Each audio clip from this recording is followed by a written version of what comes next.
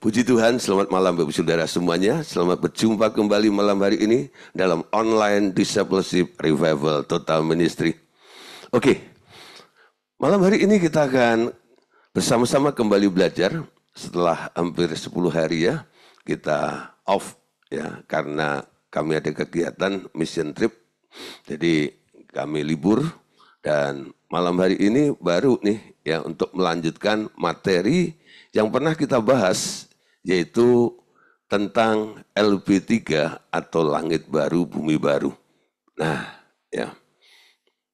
Nah, saudara, sebelum masuk langit baru, bumi baru itu, kemarin sudah kita lihat ya, ada beberapa peristiwa yang menjadi urutan penting. Ya, yang pertama adalah tentang kedatangan Tuhan Yesus kali yang kedua, lalu masa antikris selama 7 tahun di muka bumi ini, lalu kedatangan Tuhan Yesus yang fase keduanya, yaitu untuk membinasakan antikris, lalu Tuhan Yesus nanti akan memerintah sebagai raja di kerajaan 1000 tahunnya. Nah, disitulah muncul satu kerajaan, sebenarnya nama kerajaan itu bukan kerajaan 1000 tahun, kerajaan Tuhan Yesus. Saya senang pakai istilah Millennium Kingdoms, ya, masa keemasan, masa kejayaan di situ, puncak daripada pemerintahan Tuhan Yesus. Nah, saudara, disitulah Yesus memerintah sebagai raja. Setelah selesai masa akhir 1000 tahun itu, nanti langit lama, bumi lama itu akan digulung, dimusnahkan. Lalu muncullah atau datangnya langit baru dan bumi baru yang menggantikan langit lama dan bumi lama.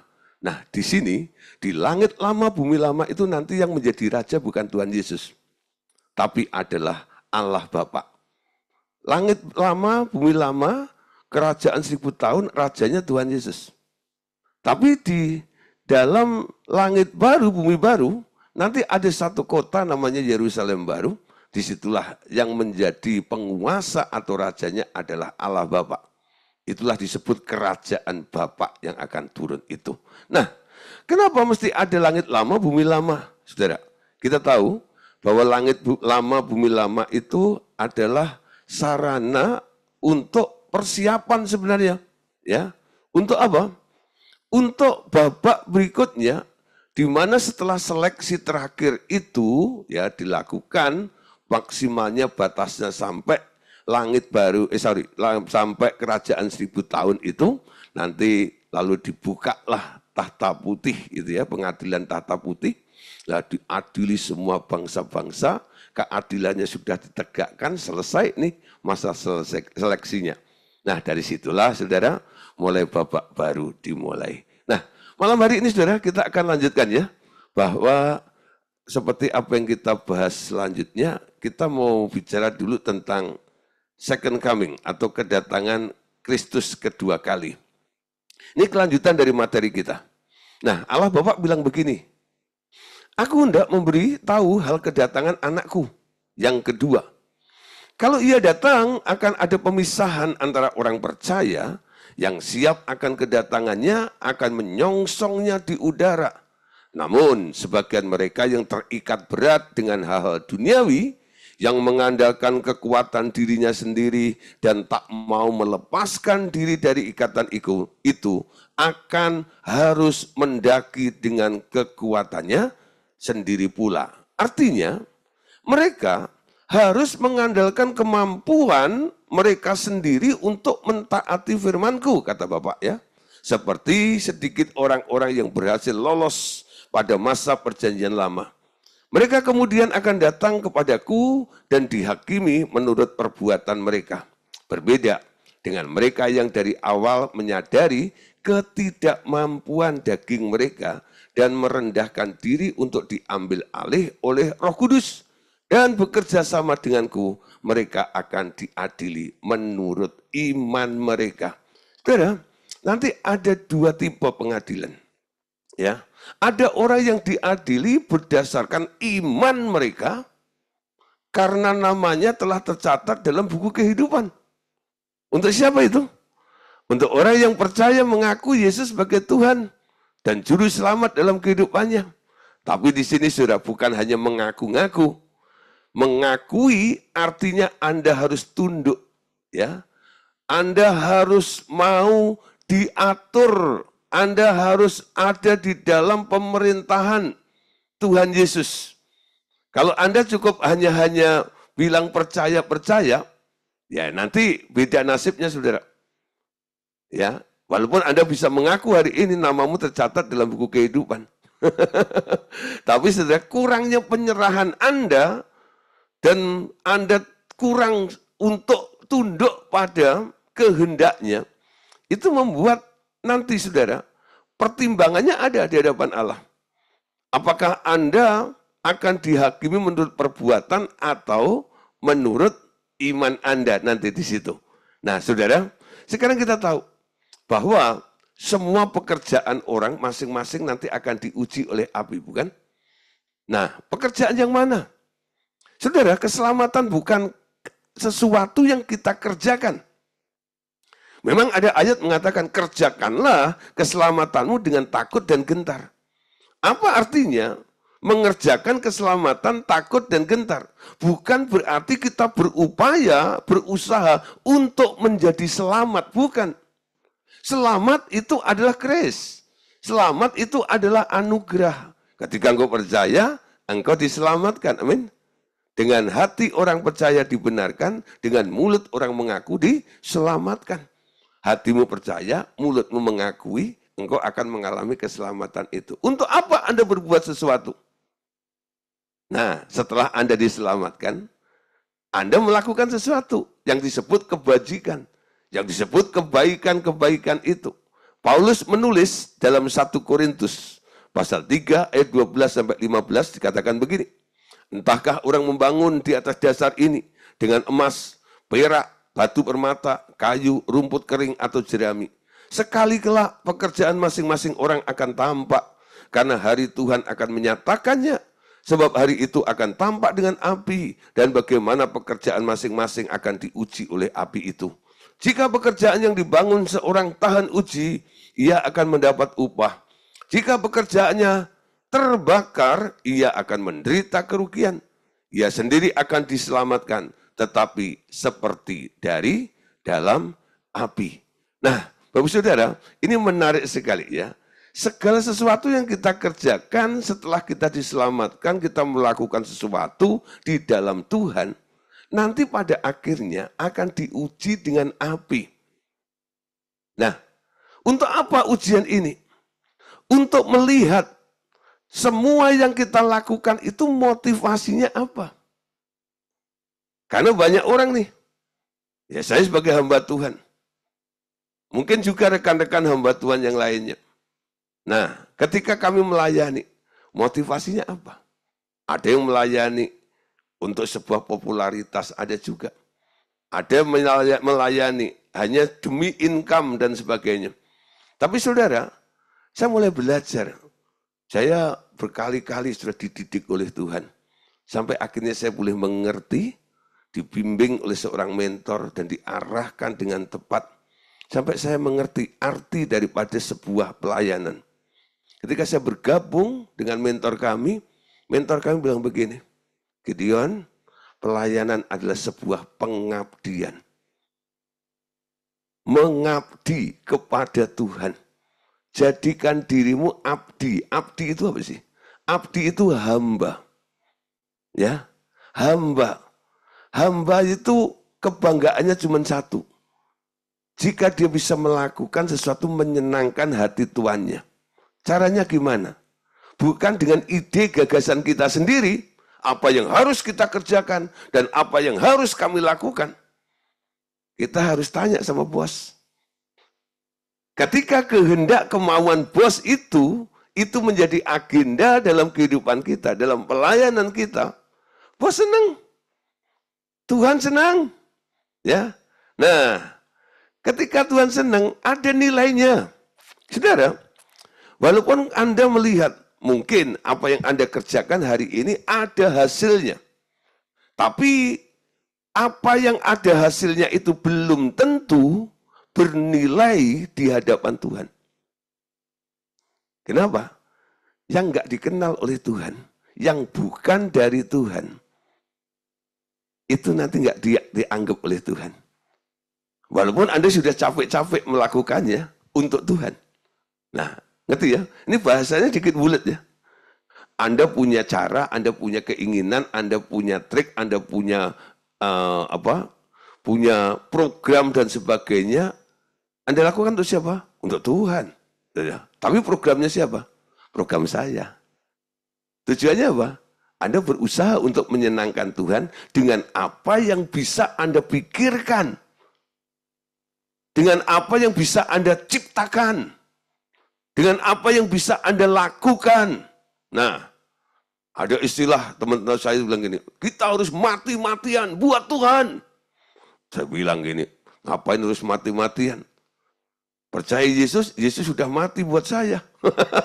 Kenapa saya harus mati-matian? Nah, artinya Anda berjuang dengan kekuatanmu, dengan pikiranmu untuk melakukan walaupun goalnya untuk Tuhan. Nah, di sini saudara, perbedaannya. Ketika kita menjadi hamba Tuhan, yang dilihat Tuhan apa? Ketika Anda mau taat, sebelum melakukan sesuatu, dengar apa yang Tuhan mau lakukan. Plannya apa? Punya waktu seperti Maria duduk dekat kaki Tuhan. Sendengkan telingamu, dengar apa maunya Tuhan. Jangan apa yang kita kerjakan, kita lakukan, nanti ujung-ujungnya Tuhan bilang, aku tidak kenal engkau, hei engkau pembuat kejahatan, nyahlah dari hadapanku. Semua pekerjaan orang masing-masing tadi dikatakan akan diuji dengan api. Nah, ketika motivasinya nggak benar, nanti ketika masuk ke dalam api, kebakar. Ini ujian motivasi sebenarnya. Jadi luruskan dulu motivasi dalam kita mengikut Tuhan. Dalam kita mengiring Tuhan. Terlebih dalam kita melayani Tuhan. Motivasinya harus tulus. Ya, jangan ada udang di balik batu. Saudara, kenapa kalau kita melayani Tuhan, ikut Tuhan harus cari untung? Anda diselamatkan itu sebenarnya menjadi orang yang sangat beruntung, betul? Ketika Anda mencari untung, status untungmu hilang. Anda adalah orang beruntung karena diselamatkan oleh Tuhan, amin. Ketika Anda mencari untung, Anda mundur. Anda keluar dari status orang beruntung, sekarang Anda baru cari untung itu.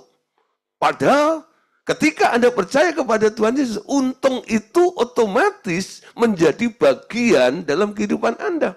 Anda orang beruntung, amin. Nangkap ya? Nah, jadi apa yang Anda lakukan tanpa kita sadari menggeser posisi dari apa yang sudah Tuhan tetapkan dalam kehidupan kita. Amin. Nah, dicari orang-orang yang selalu bergantung dan mengandalkan Tuhan. Allah Bapa katakan begini, mereka yang mengandalkan aku dari sekarang akan menerima hidupku dan memiliki kelimpahan dari sekarang. Roh mereka akan dilatih menjadi pemimpin. Roh mereka akan dilatih menjadi penguasa. Roh mereka akan dilatih menjadi seorang pemegang pemerintahan. Dan akan memerintah bersama anakku, bersama Tuhan Yesus dalam pemerintahan kerajaan 1000 tahun. Dan waktunya tiba bahwa semua yang dinubuatkan para nabi di masa lalu akan tergenapi atau terpenuhi. Amin. Nah, saudara. Jadi sekarang kita lihat. Kenapa Anda menerima Yesus? Menerima rohnya. Supaya Anda berlatih. Dilatih untuk memiliki kapasitas menjadi seorang pemimpin. Memiliki kapasitas untuk menjadi seorang penguasa. Karena ketika Anda masuk ke dalam kerajaan 1000 tahun, ke dalam kerajaan Tuhan Yesus, nah kalau Anda nggak punya kapasitasnya, Anda nggak bisa ikut memerintah bersama dengan Tuhan Yesus. Amin. Kalau nggak memerintah, artinya diperintah. Nah, ketika di bumi, sudah sering diperintah sana, perintah sini sama bos. Masuk kerajaan 1000 tahun, masih diperintah juga. Udah bosan diperintah. Nah, saudara, walaupun mungkin ya, Anda di muka bumi ini nggak punya posisi, ya, untuk memerintah dan hanya diperintah, it's okay lah, nggak apa-apa. Karena di bumi itu nggak lama. Paling bantu 70, 80, 120 tahun itu mentoknya, betul? Tapi saudara, di kerajaan 1000 tahun, selama 1000 tahun itu, Anda harus menentukan posisi Anda. Menjadi orang nanti yang memerintah bersama Yesus atau orang yang masih diperintah-perintah walaupun ada di dalam kerajaan 1000 tahun. Kalau orang tanya sama saya, Pak Gideon, kenapa Pak Gideon itu rajin sekali dalam pelayanan? Ya, nggak mengenal lelah ini dan itu dan sebagainya. Saya cuma untuk satu hal. Upahmu besar di surga, mahkota yang tak layu, ya. Asal kau tetap setia sampai di ujung jalanmu. Nah, banyak nggak tahu lagu itu ya. Upahmu besar di surga. Saya nggak mengejar upah di dunia ini. Karena hidup saya dipelihara oleh Tuhan. Saya dijamin oleh Tuhan. Saya nggak mengejar upah yang ada di bumi ini. Saya mengejar upah yang memiliki nilai kekal. Ya, kumpulkanlah harta di surga. Saya berinvestasi untuk surga. Supaya apa? Nanti ketika saya masuk ke dalam kerajaan 1000 tahun bersama dengan Tuhan Yesus, minimal saya jadi wali kota lah gitu ya. Minimal memerintah bersama dengan Yesus jadi wali kota, amin ya. Nah, minimal. Ya mungkin kalau Pak Yusuf minimal jadi apa? Kepala desa begitu ya. Nah, tapi jangan pernah Anda ya nggak pernah berpikir gitu. Itulah pokoknya masuk kerajaan 1000 tahun. Di sana ngapain? Posisimu apa? Itu juga perlu dipikirkan dan dipersiapkan mulai hari ini. Nasibmu di kerajaan 1000 tahun itu tergantung persiapanmu ya sebelum hari itu tiba. Jadi apa yang saya lakukan ini bentuknya adalah sebuah persiapan. Amin. Di mana banyak orang nih ya berbondong-bondong mencari itu pelayanan di tempat yang enak, yang full AC, ketemu dengan orang-orang yang hebat, orang-orang kaya dan sebagainya. Tuhan suruh nih, ya, masuk ke pasar-pasar, pasar Durenan. Wah. Nah, ketemunya sama, si pangki-pangki yang begitu dan sebagainya. Buru-buru dapat kolektor, betul ya. Keluar kocek pasti. Untuk apa kita lakukan? Sedang berinvestasi namanya itu. Ya, sedang berinvestasi. Itu nanti nilainya ada. Sudah ada hasilnya, ada juga nilainya. Nah, proyek-proyek seperti inilah yang harus kita garap. Ya syukurlah sudah kalau mungkin Anda dipercayakan dengan sebuah gereja yang laks dan sebagainya. Ya it's okay, nggak apa-apa. Karena semua orang pasti punya panggilan masing-masing, bukan? Tapi di dalam melayani itu jaga motivasinya. Karena semua apa yang Anda lakukan nanti akan diuji dengan api. Ya, dengan api. Nah, saudara, Allah Bapa mengingatkan begini. Banyak orang yang sekarang mengaku sebagai hambaku akan terkejut bahwa mereka akan diadili bukan berdasarkan iman mereka saja, tetapi juga berdasar beberapa besar unsur kedagingan mereka dalam pekerjaan yang mereka lakukan. Hanya sedikit orang yang akan lolos dalam tes dan diterima pekerjaannya. Berbeda sekali dengan mereka yang mau benar-benar taat akan bimbinganku. Nah, ada yang ngaku-ngaku nih jadi hamba Tuhan. Tapi mereka kaget nanti. Mereka tidak diadili berdasarkan iman, tapi tidak diadili berdasarkan perbuatan kedagingan mereka, keinginan-keinginan mereka. Nah, dalam tes ini nggak banyak yang lolos. Kalau mereka nggak mengerti, nggak mau dibimbing, dan nggak mau nurut. Nah, contoh seorang hamba itu seperti ini loh. Lukas 12, ayat 37 sampai 40. Tuhan Yesus memberikan contoh begini. Berbahagialah hamba-hamba yang didapati tuannya berjaga-jaga ketika ia datang. Sesungguhnya aku berkata kepadamu, ia akan mengikat pinggangnya. Nah, dan mempersilahkan mereka duduk makan. Dan ia akan datang melayani mereka. Apabila ia datang pada tengah malam atau pada dini hari dan mendapati mereka berbuat demikian, maka berbahagialah mereka. Tetapi ketahuilah ini, jika tuan rumah tahu pukul berapa pencuri akan datang, ia tidak akan membiarkan rumahnya dibongkar. Hendaklah kamu siap sedia, karena anak manusia datang pada saat yang tidak kamu duga. Amin. Siap sedia. Karena kita tidak tahu kapan hari itu tiba. Amin. Apa yang perlu kita lakukan? Bagi seorang hamba, ya, ia akan mengikat pinggangnya. Jadi kalau Anda baca keseluruhan daripada konteks ini, ya, ini bos sama asistennya sama-sama baru pulang dari Padang, dari sawah, sampai di rumah, mereka sama-sama capek nih. Tapi ketika sampai di rumah, si hamba ini nggak langsung istirahat. Dia ikat pinggangnya, dia sediakan makan dulu, ya, buat tuannya itu. Nah, ketika sudah selesai tuannya beres bubuk dan sebagainya, baru nih si hamba ini baru mengurus dirinya itu loh. Urusan diri kita itu adalah nomor kesekian. Yang penting adalah kepentingan Tuhan itu yang perlu kita tahu. Tuhan mau apa? Gitu ya. Banyak orang kadang-kadang menunjukkan banyaknya kepentingannya kepada Tuhan. Kalau Anda menunjukkan banyaknya kepentinganmu kepada Tuhan, pertanyaannya siapa yang lebih penting?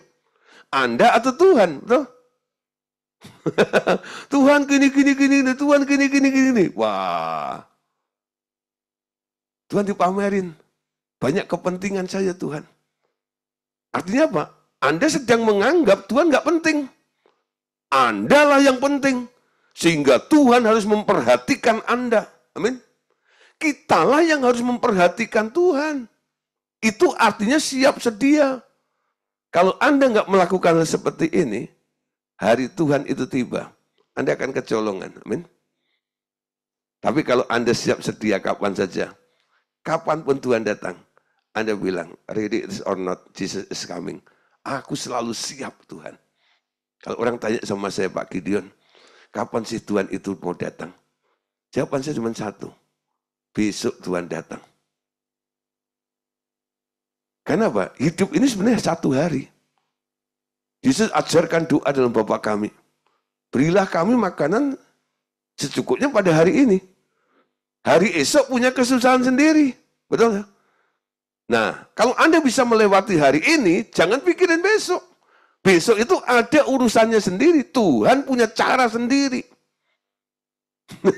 Kenapa banyak orang khawatir? Pikirannya kelewat. Nggak hanya mikir hari ini, mikirnya ke depannya jauh. Sehingga khawatirnya bertumpuk-tumpuk dalam dirinya. Nah, mulai belajar di sini. Supaya kita nggak menguras energi hanya untuk memikirkan hal-hal yang sebenarnya tak perlu kita pikirkan. Amin. Nah, penting sekali supaya kita bisa dipimpin oleh Allah ini. Amin. Nah, saudara, pesan Bapak lagi begini. Sekarang dapat kau pahami, mereka yang benar-benar mau dipimpin rohku akan betul-betul diubah menjadi serupa anakku. Dan mereka yang sangat bergantung kepada pikiran mereka dan interpretasi sendiri terhadap firmanku akan mendapat sedikit sekali kemungkinan mencapai kepenuhan anakku. Juga kemudian kemuliaan mereka tak akan pernah mencapai standarku. Beberapa di antara mereka akan hanya tiba cukup untuk sekedar tidak dibuang ke neraka. Nah, bertumbuh sampai Anda diubah menjadi serupa dengan gambaran anaknya. Targetnya adalah sempurna. Amin. 2 Korintus 3:18. Kita semua mencerminkan kemuliaan Tuhan dengan muka yang tidak berselubung. Karena kemuliaan itu datangnya dari Tuhan yang adalah roh, maka kita sedang diubah menjadi serupa dengan gambarnya dalam kemuliaan yang semakin besar. Anda sedang diubah. Coba Anda flashback dalam kehidupan Anda. Kondisi Anda hari ini, Anda bandingkan 5 tahun yang lampau. Ada perubahan enggak? Kalau Anda bilang, Pak, enggak ada perubahan. Kenapa enggak berubah? Saya kan kayak Yesus enggak pernah berubah. Dulu, sekarang, sampai selama-lamanya. Yesus enggak perlu berubah.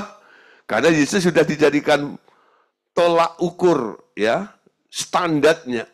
Anda yang harus berubah, mengejar untuk menjadi serupa dengan Yesus. Kalau Anda nggak pernah berubah, artinya Anda nggak pernah bertumbuh dalam diri Anda. Hari ini perlu kita pahami, perlu kita mengerti bahwa kita semuanya sedang diubah. From glory to glory. Dari kemuliaan kepada kemuliaan. Startnya dari mana? Dengan iman. Ketika Yesus berdoa dalam Yohanes pasal 17, Yesus bilang gini sama Bapaknya. Bapak, aku telah memberikan kemuliaanku yang kau berikan kepadaku kepada mereka. Agar mereka menjadi sama mulia seperti kita. Nah, apakah ketika Tuhan memberikan roh kemuliaan itu kepada Anda langsung menjadi mulia? Enggak. Tapi Anda sekarang sudah punya benihnya. Roh kemuliaan itu sudah ada di dalam dirimu, yang datangnya dari Tuhan menjadi benih dalam hidupmu. Ketika Anda dituntut untuk menjadi mulia, Anda nggak bisa bilang nggak bisa. Kenapa? Benihnya sudah ada. Tinggal Anda kembangkan kesadaran Anda setiap hari menjadi orang mulia itu harus didevelop, harus dibangun terus. Doanya harus dirubah. Kalau doa Anda tipenya masih, oh Tuhan lihatlah keberadaan hambamu ini. Hambamu ini orang yang hina. Menghina-hina sendiri nih. Ngaku-ngaku jadi orang hina. Buat apa Yesus kasih kemuliaannya kepada Anda? Supaya Anda jadi orang mulia. Walaupun baru status. Statusnya terima dulu dengan iman. Sekarang bilang, Bapa Surgawi, aku mengucap syukur karena aku percaya Yesus. Sekarang aku adalah orang yang mulia. Amin. Jangan pernah salah ngomong. Jangan pernah bilang, oh Tuhan lihatlah keberadaan hambamu. Hambamu ini hanya cacing dan tanah liat. Oh Tuhan tolong. Hambamu tuh hina. Nah, kalau ada orang ngomong seperti itu di depan saya, langsung saya koreksi. Siapa bilang kamu hina?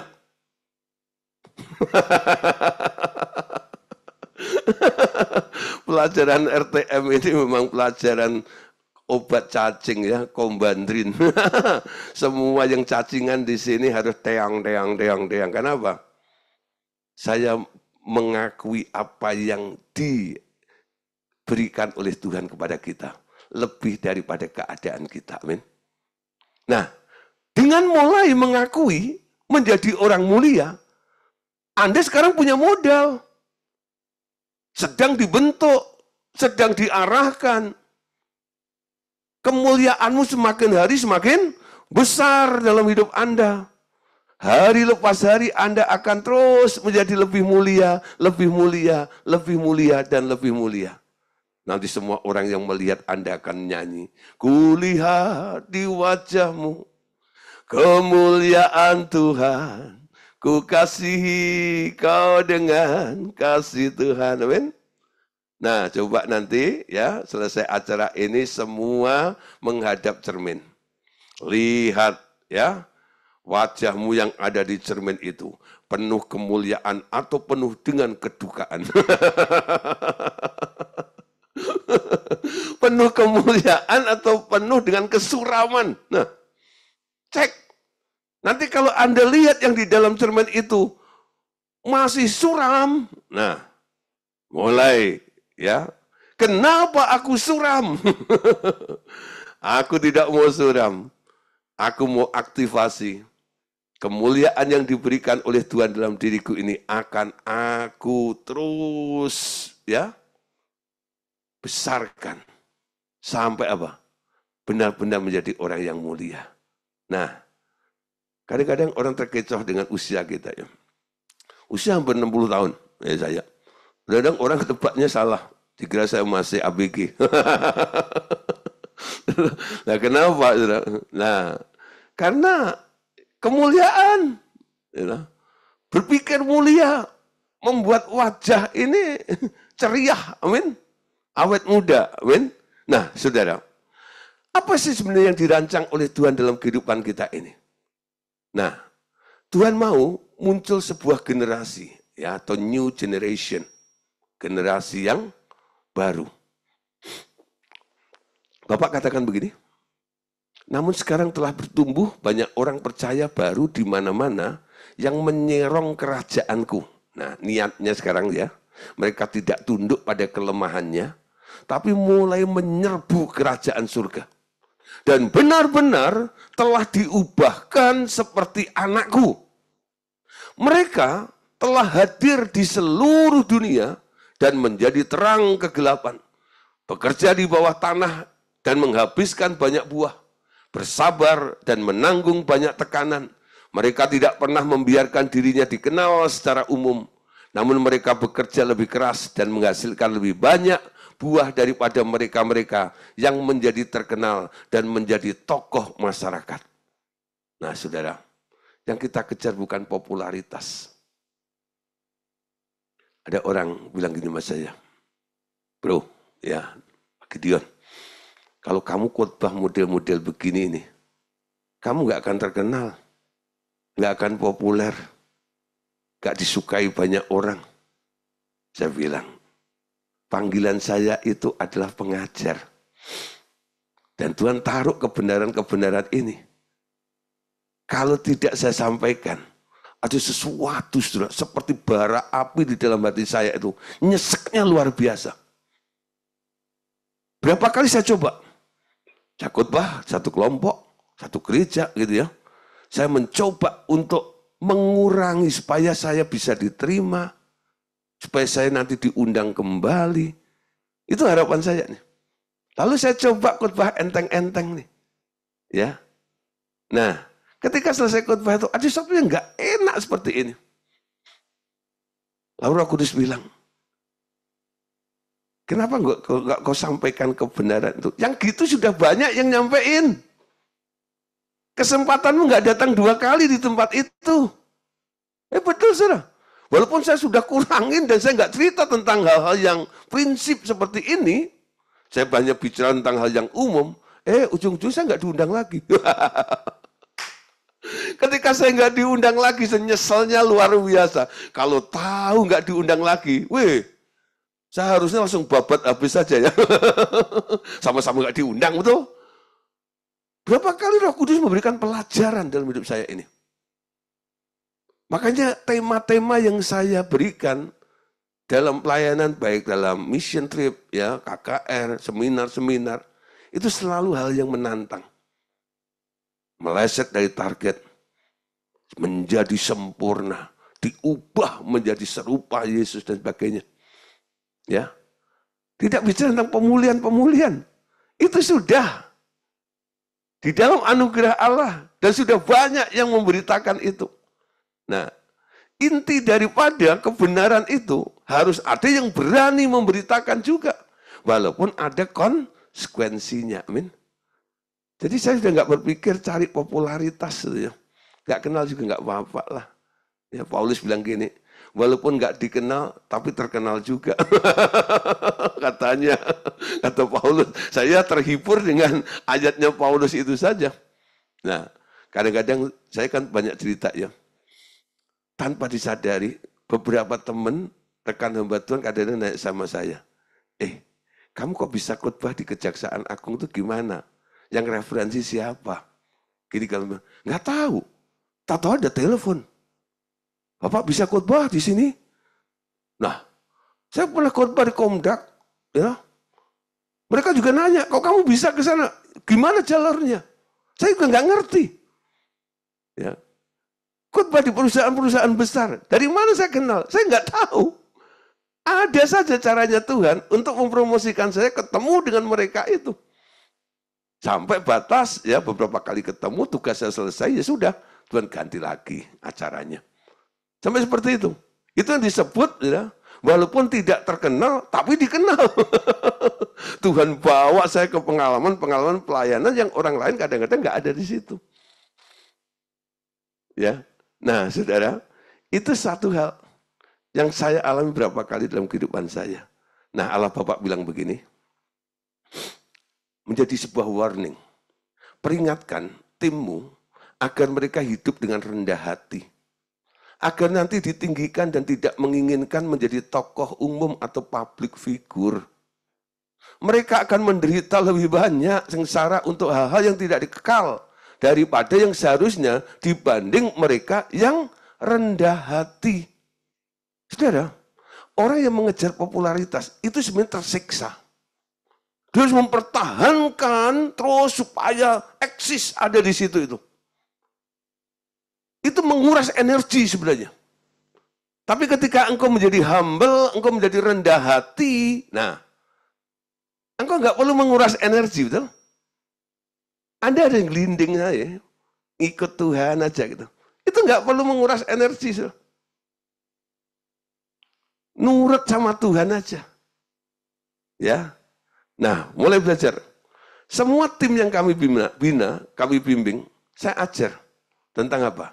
Arti nilai kerendahan hati. Nah, saya mau belajar untuk menjadi rendah hati. Belajarnya sama siapa?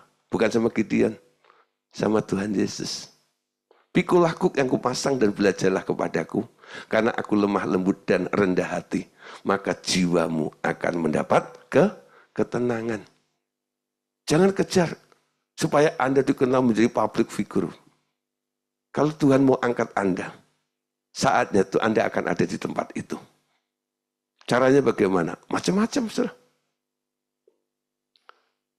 Cara Tuhan itu luar biasa. Di sini banyak tim, banyak murid-murid ya yang ikut, yang ngerti tentang pelayanan di RTM itu seperti apa. Kita itu nggak punya jemaat banyak. Bukan orang-orang hebat, bukan konglomerat yang ada di sekitar kita. Tapi ketika kita bergerak dan sebagainya, Tuhan itu punya beribu satu macam cara, sudah, untuk memenuhi, melengkapi semuanya. Sehingga kita bisa berjalan dengan luar biasa. Gak pernah menjadi satu beban, itu gak pernah. Pelayanan bukan sebuah beban bagi saya. Pelayanan adalah sebuah kewajiban yang saya kerjakan karena Tuhan suruh. Amin. Bukan beban. Bukan beban. Kalau Tuhan sudah memulai, semuanya Dia yang akan mencukupi. Semuanya yang akan mengatur. Bahkan seleksinya, siapa yang harus terlibat ini dan itu, Tuhan akan pilih sendiri nantinya. Itu cara Tuhan melakukannya. Nah, saudara, gambarannya seperti ini. Dapat kamu pikirkan program, ya. Nanti.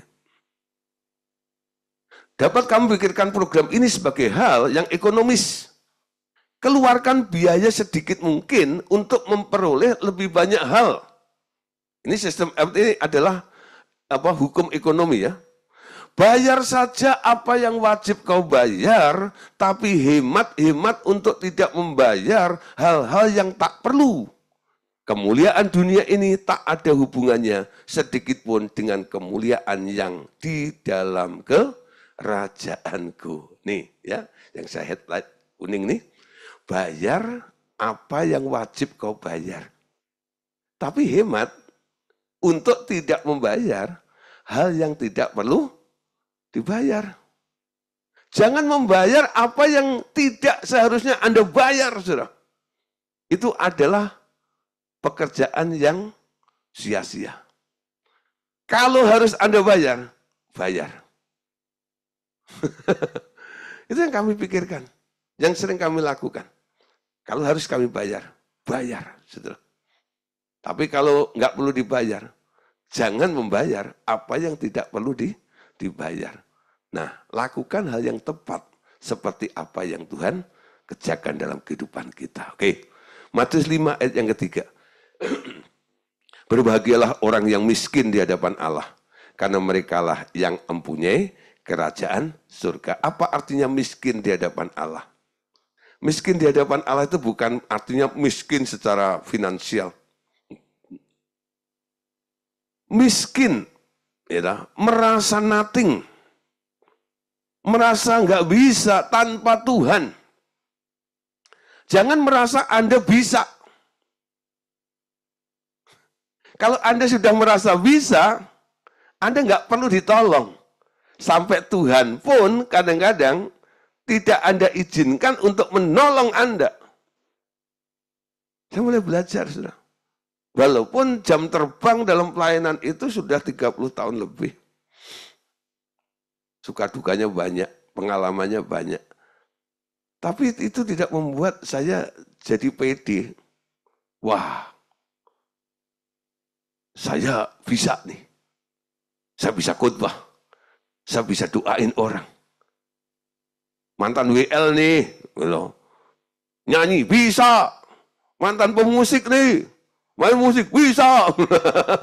Saudara, saya selalu bilang gini, saya nggak bisa tanpa Tuhan. Tapi kalau Tuhan suruh, saudara, kadang-kadang saya diadu, saudara, dengan orang-orang yang sekarang suaranya suara emas, ya. Suara saya suara berlian padahal. Suara emas, suara yang wah, madu luar biasa. Ya, kalau mereka suaranya serak-serak basah, saya serak-serak kering gitu ya. Nah, kenapa? Dulu banyak begadang. Jadi kering. Nah, tapi saudara, ya, ketika saya merasa, aduh dibanding mereka aku kok nggak mampu ya. Kalah saing, kalah hebat dan sebagainya. Tapi saya berserah. Aku berserah Tuhan. Terserah engkau mau apa. Saya mencoba flowing, mengalir dengan Tuhan. Ketika saya mengalir, hadirat Allah luar biasa. Dan orang tanya, kok bisa seperti ini gimana? Kuncinya cuma satu. Ngandalin Tuhan. Bukan skill. Ya. Skill memang dibutuhkan. Kalau orang suaranya fals ya jangan jadiin WL, betul? Rusak nanti semuanya, betul? Orang nggak bisa main musik, gitu. Biasanya main gendang sama angklung, suruh main keyboard, nggak bisa. Ya jangan dipegangin itu. Ya ada, ya profesionalnya ada. Tapi mengalir dengan Tuhan, mengandalkan Tuhan itu tetap. Khotbah juga sama, saudara. Melayani, mendoakan orang juga sama. Selalu bergantung sama Tuhan. Saya selalu bilang, Tuhan, iki piye? Tuhan, ini gimana? Sampai saya diledekin teman saya bilang, dikit-dikit kok tanya iki piye, iki piye. Iso ra iso ya kudu iso. Iki piye, iki piye, iki piye. Gitu. Sampai diledekin begitu. Tapi sudah saya mau belajar. Gak peduli orang mau merendahkan seperti apapun. Saya gak malu. Gitu. Disebut orang gak bisa, gak mampu. Gitu. Gak masalah. Saya butuh Tuhan. Dan saya mau melakukan apa yang Tuhan kerjakan melalui hidup kami. Itu yang kami bangun dan kami ajarkan kepada tim. Ya, murid-murid semuanya. Nah, Lukas 6, ayat yang ke-20 bilang begini, saudara. Lukas 6, ayat 20 ya. Lalu Yesus memandang murid-muridnya dan berkata, berbahagialah, hai kamu yang miskin, karena kamulah yang punya kerajaan surga. Kalau Anda nggak miskin, kamu nggak punya. Ini aneh ya. Berbahagialah hai kamu yang miskin. Ketika Anda menjadi orang yang miskin, Tuhan bilang, kamu punya. Kamulah yang punya kerajaan surga. Kalau kamu sudah merasa punya, kamu nggak punya. Tapi kalau kamu merasa miskin, merasa nggak mampu, merasa nggak bisa, merasa nggak punya, kamu jadi punya. Ini metode kerajaan surga itu seperti ini. Kenapa? Semuanya dari dia, oleh dia, kepada dia, bagi dialah kemuliaan sampai selama-lamanya.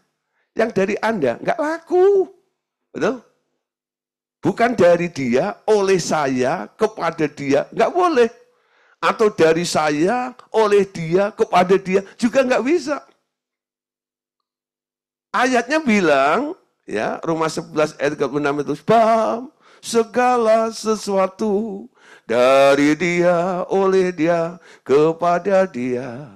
Bagi dialah kemuliaan sampai selama-lamanya. Amin. Dari dia, oleh dia, kepada dia. Aku itu nggak ada. Nah akunya di mana? Udah digantung di kayu salib 2000 tahun yang lalu bersama dengan Yesus. Amin. Nah, jadi bukan karena Anda, semua karena Tuhan. Berbahagialah orang yang miskin. Kamu yang punya kerajaan surga. Nah saudara, prinsip ini untuk apa tujuannya? Untuk sebuah target penyempurnaan. Amin.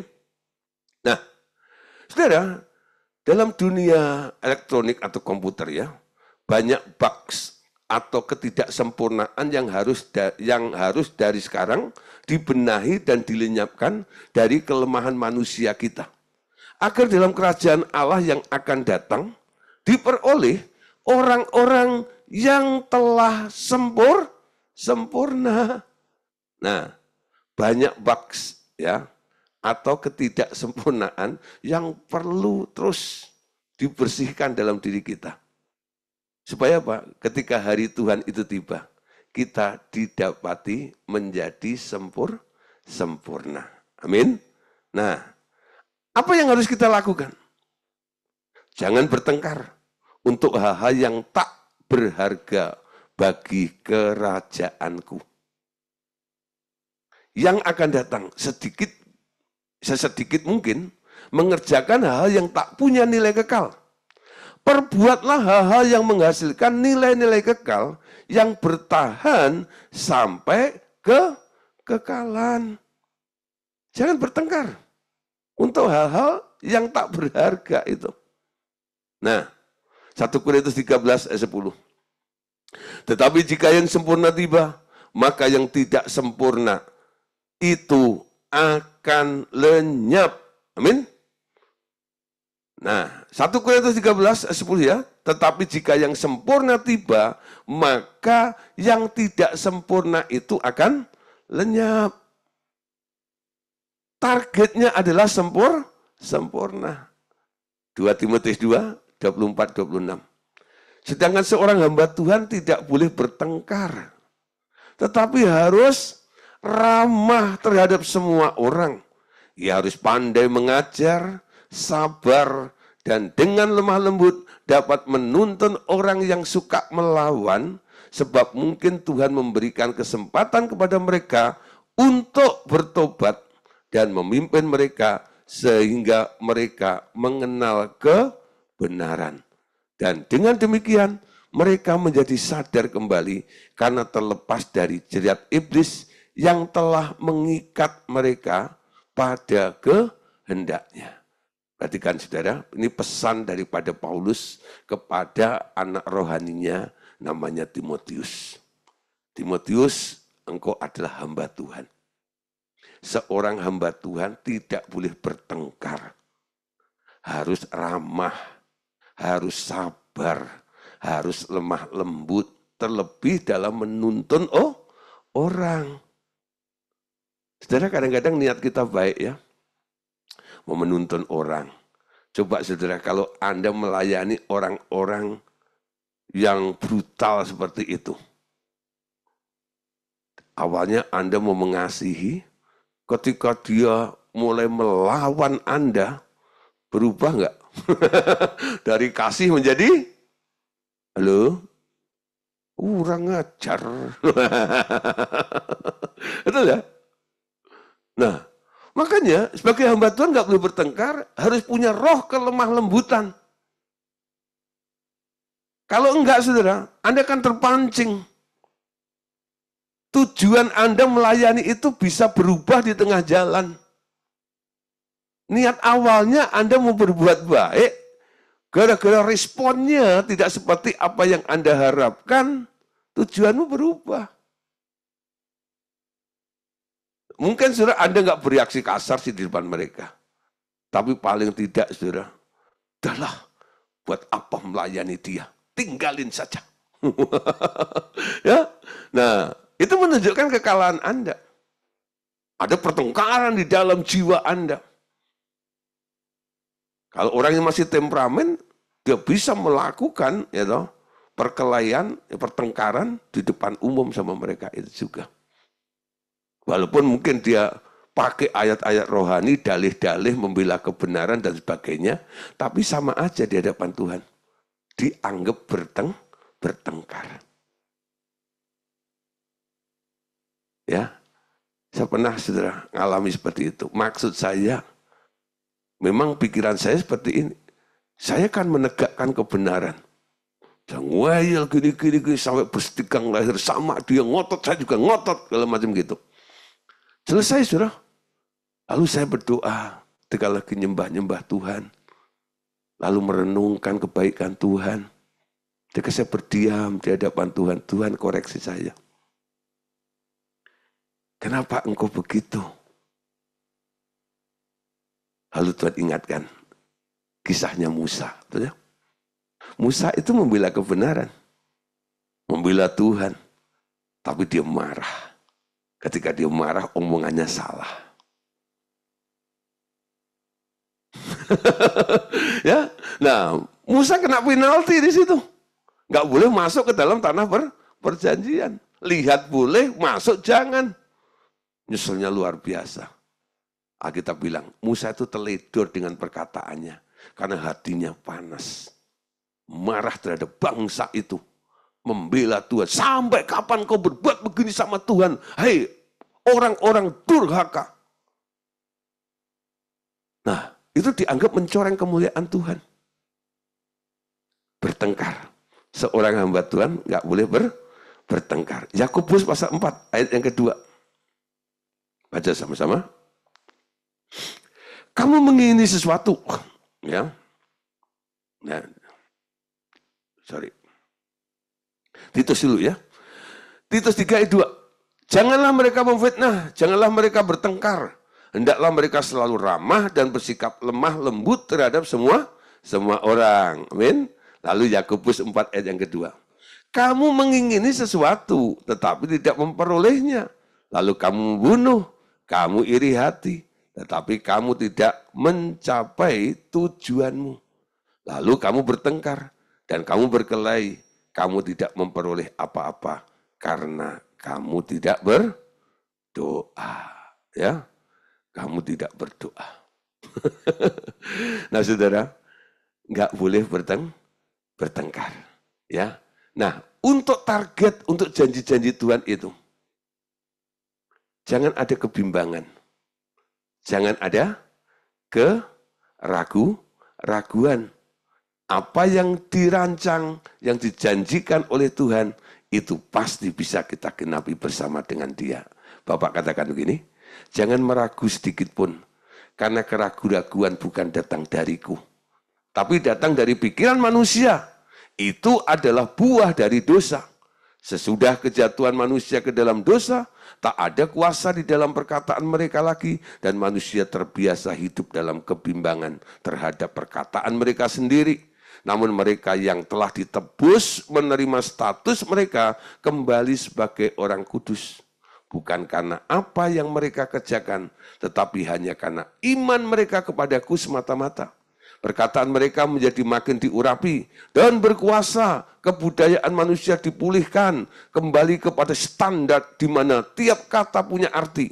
Seperti kau ketahui, bahkan kata-kata sia-sia juga nanti akan dinilai.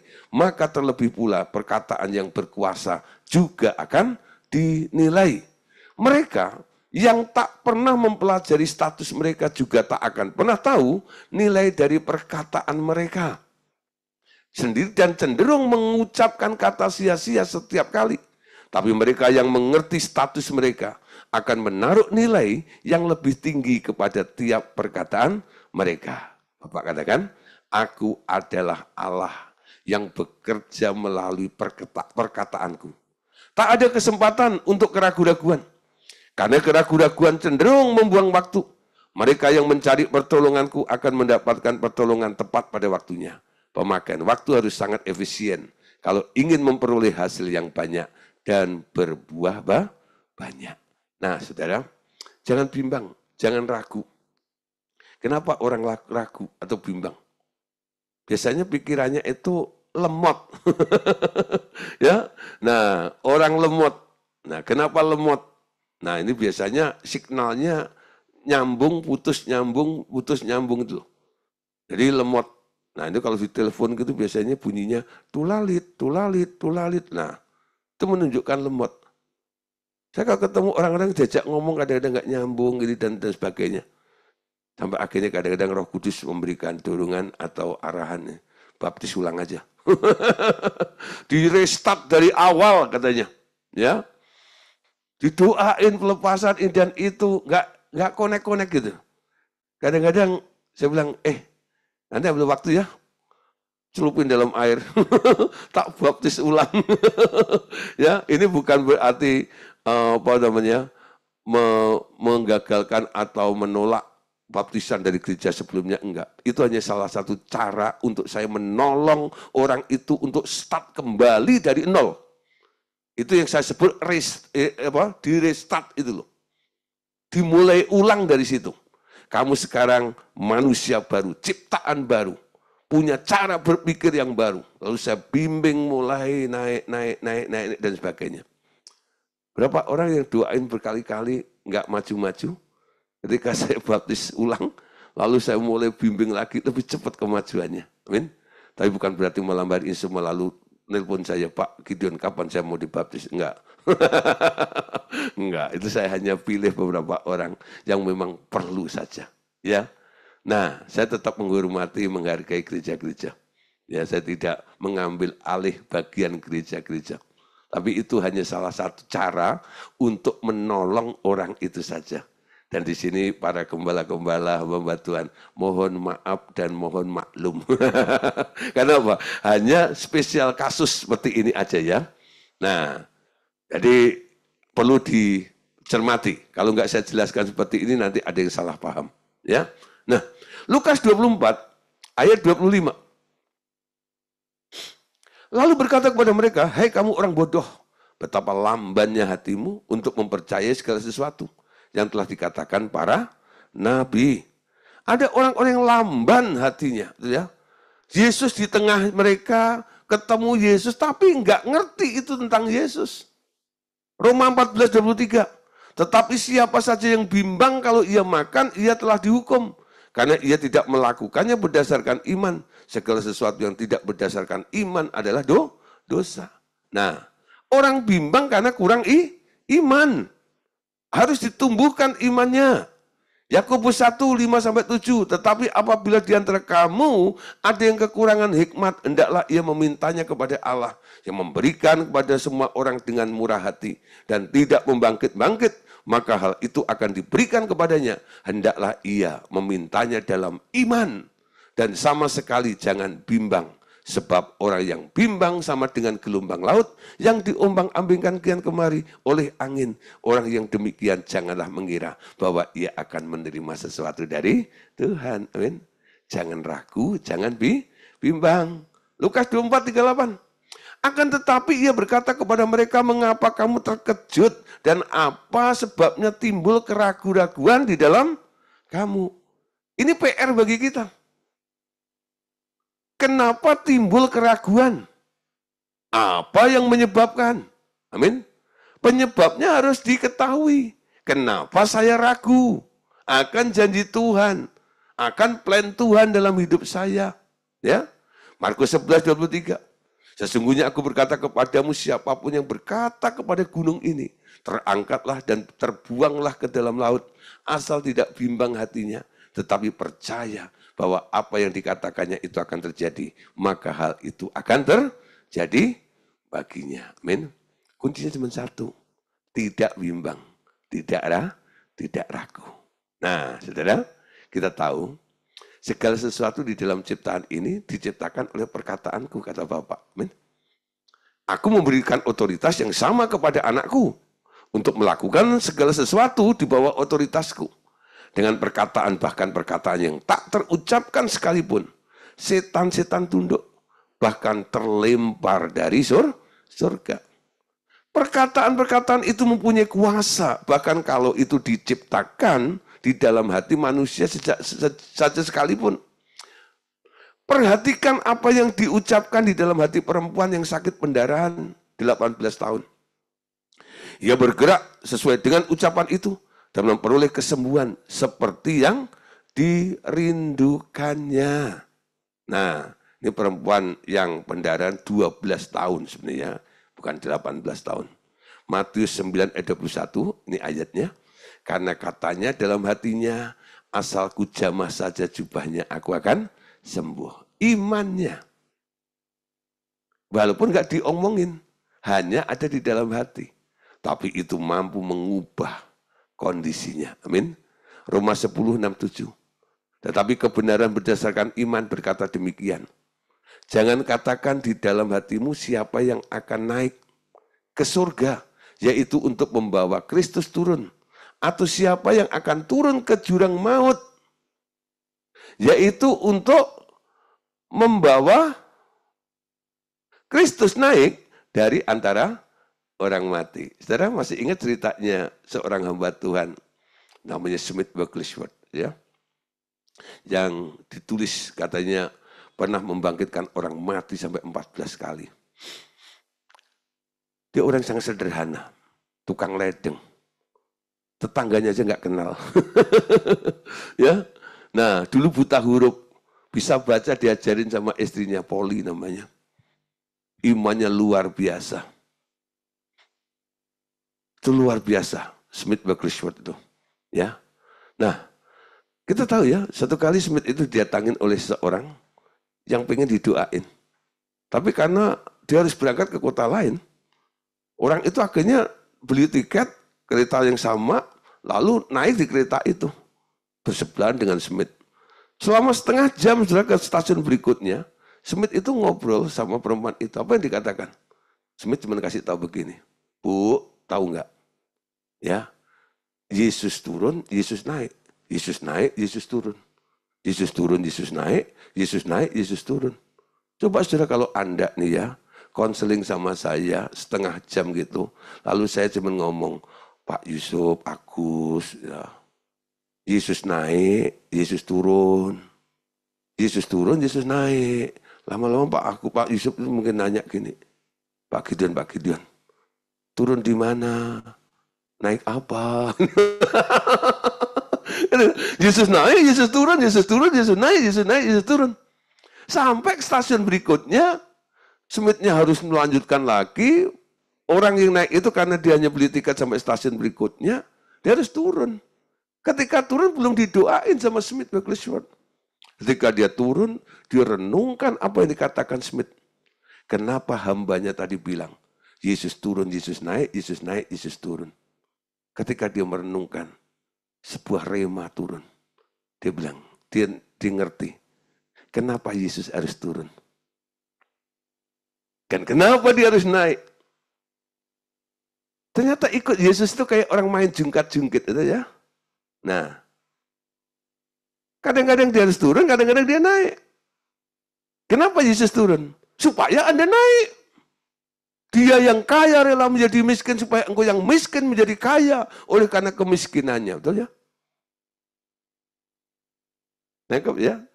Harusnya yang miskin siapa? Anda. Tapi dia rela menjadi miskin supaya Anda kaya. Kenapa dia turun menjadi manusia? Supaya engkau menjadi anak Allah.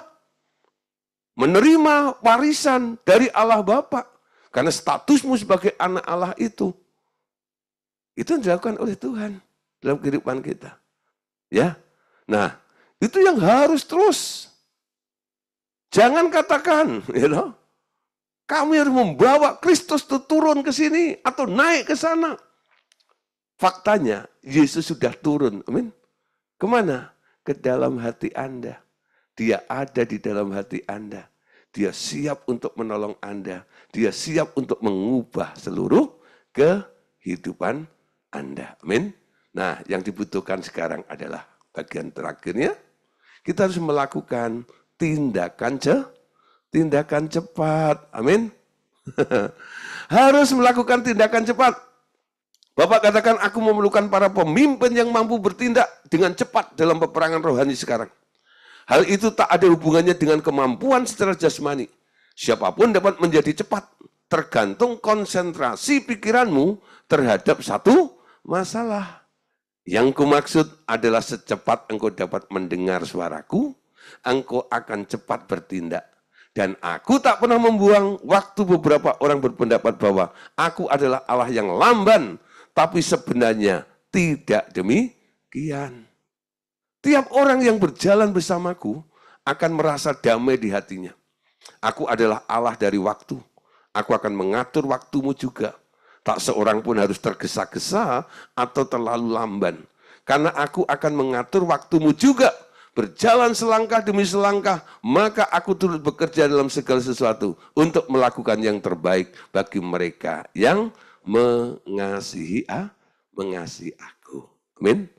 Nah, saudara, kita tahu ya, kita harus melakukan tindakan cepat. Tapi Anda harus hati-hati. Tindakan cepat harus tepat timingnya. Ada orang yang terburu-buru, tergesa-gesa, sampai akhirnya tasnya ketinggalan. Tuh ya. Siapa yang pernah dulu? Ya. Mau berangkat sekolah tuh, kalau macam buru-buru, bangunnya kesiangan, akhirnya tergesa-gesa, ya toh. Melakukannya dengan cepat sih, tapi dalam kondisi tergesa-gesa. Apa yang terjadi? Tasnya ketinggalan, bukunya nggak kebawa, yang kebawa cuma satu. Itu sengaja atau enggak tahu. Nah, ini contoh aja sudah, gitu ya. Tergesa-gesa. Betul ya? Nah, Amsal 19 ayat 2 katakan begini. Tanpa pengetahuan, kerajinan pun tidak baik. Orang yang tergesa-gesa akan salah langkah. Amin. Harus ngerti apa yang Anda lakukan. Bagaimana Anda ngerti? Harus ada yang kasih tahu. Siapa yang kasih tahu? Dia yang punya kerjaan, yaitu Tuhan. Amin. Jangan bergerak kalau sebelum Tuhan memberitahu kepada Anda proyek apa yang harus Anda kerjakan. Nah, jangan tergesa-gesa, melakukan dengan terburu-buru. Karena supaya dilihat, masa saya nggak lakukan apa-apa ini dan itu. Nah, saudara, mulai belajar, ya, melakukan tepat seperti apa yang diinginin Tuhan dan bergerak dengan cepat. Amsal 21 ayat 15. Rancangan orang rajin semata-mata mendatangkan kelimpahan, tetapi setiap orang yang tergesa-gesa hanya akan mengalami kekurangan. Ya, nah, semua apa yang kita lakukan itu kuncinya di sini ini. Semua adalah kesanggupan Allah. Ya, itu karena Allah. Agar seorang hamba Tuhan dapat menanggung segala sesuatu tanpa harus hancur tertindas, atau sanggup melakukan segala sesuatu, ia harus melatih pikirannya untuk tetap terbuka. Tidak terlarut ke dalam situasi lingkungannya atau apa kata orang kepadanya. Sebaliknya, ia mau mendengar suara Tuhan. Tak seorang pun di dunia ini akan mampu menanggung beban sekecil-kecilnya. Tanpa mengeluh dan menggerutu kalau tidak berjalan bersamaku, kata Bapak. Aku mau memainkan peranku di dalam diri anak-anakku. Kekuatanmu datang dari Tuhanmu, dan aku selalu melakukannya dengan rohku. Nah, ini yang dialami oleh Paulus, saudara. Sehingga Paulus itu punya slogan luar biasa dalam 2 Korintus 3:5. Dengan diri kami sendiri, kami tidak sanggup untuk memperhitungkan sesuatu seolah-olah pekerjaan kami sendiri. Tidak. Kesanggupan kami adalah pekerjaan Tuhan. Amin. Kesanggupan kami adalah pekerjaan Tuhan. Filipi 4:13 masih sama diucapkan oleh orang yang sama. Segala hal dapat kutanggung di dalam Dia yang memberi kekuatan kepadaku.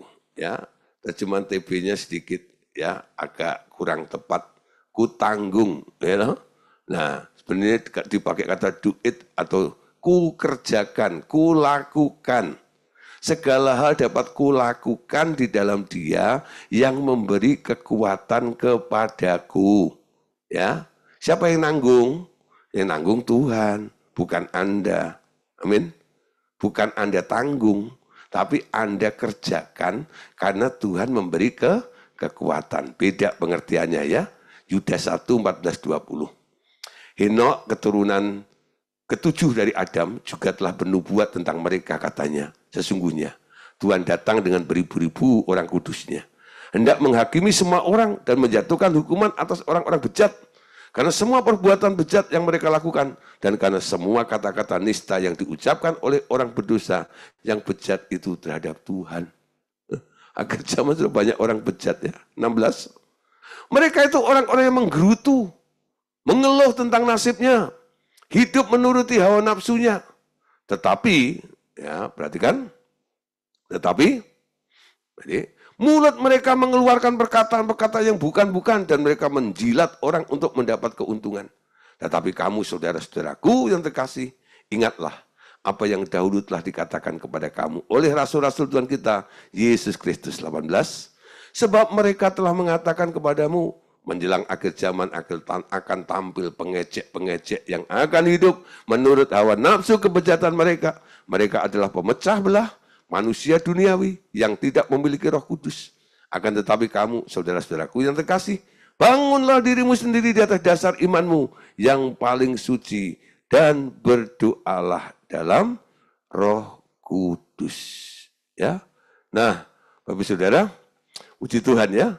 Jadi malam hari ini kita boleh belajar bersama-sama ya tentang langit baru, bumi baru sudah kita selesaikan dalam 2 sesi. Walaupun sesi pertama itu sudah kita bahas berapa minggu lalu. Saya coba ya, nanti Anda lihat dari rekamannya, Anda mulai pelajari bersama kembali untuk bisa mengerti lebih lanjut. Oke, Bapak Saudara, puji Tuhan. Ya, kita akan tutup dalam doa ya sebelum